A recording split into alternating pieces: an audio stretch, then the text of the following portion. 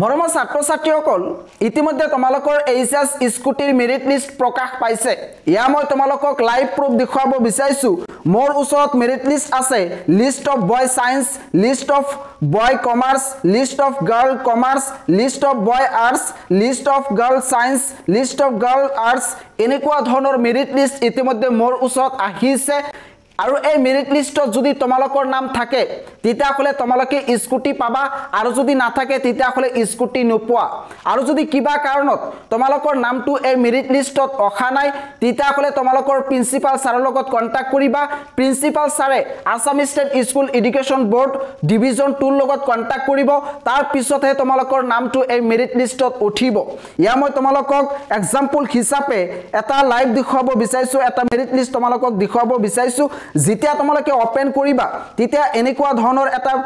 interface দেখিবলৈ পাবা ইয়াতে একেবাৰে ওপৰৰ ফালে লিখা আছে Assam state school education board division 2 তাৰ তলত লিখা আছে list of girl students securing 80% and more in HS final examination 2025 arts এটো হৈছে আৰ্টস ছাত্ৰ ছাত্ৰীৰ কাৰণে আৰ্টস গাৰ্লছ সকলৰ কাৰণে মেৰিট লিষ্ট প্ৰথমতে তোমালোকৰ সিৰিয়াল নাম্বাৰ এটা থাকিব তাৰ পিছত ডিস্ট্ৰিক্ট কোড থাকিব ডিস্ট্ৰিক্ট নেম থাকিব যেনেকৈ বাজালি বৰপেটা কামৰূপ এনেকুৱা ধৰণৰ ডিস্ট্ৰিক্ট নেম থাকিব তাৰ পিছত তোমালোকৰ থাকিব name and address of the institute তোমালোকে যিখন ইনষ্টিটিউটৰ পৰা হায়াৰ সেকেন্ডাৰী পৰীক্ষাত অৱতীৰ্ণ হৈছিল উত্তীৰ্ণ হৈছা হেই স্কুলৰ নামটো কিন্তু ইয়াতে থাকিব তাৰ পিছত নেম অফ দি ক্যান্ডিডেট তোমালোকৰ নিজৰ নাম থাকিব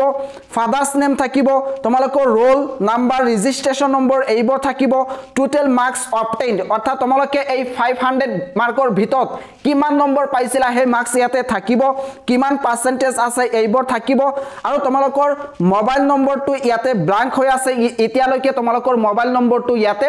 দিয়া নাই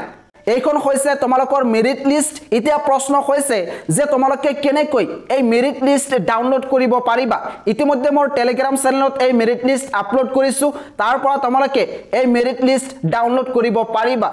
আৰু এই মেৰিট লিষ্টৰ লগত আন এটা নোটিছ আহিছে তাত তোমালোকৰ eligibility criteria and distribution process আছে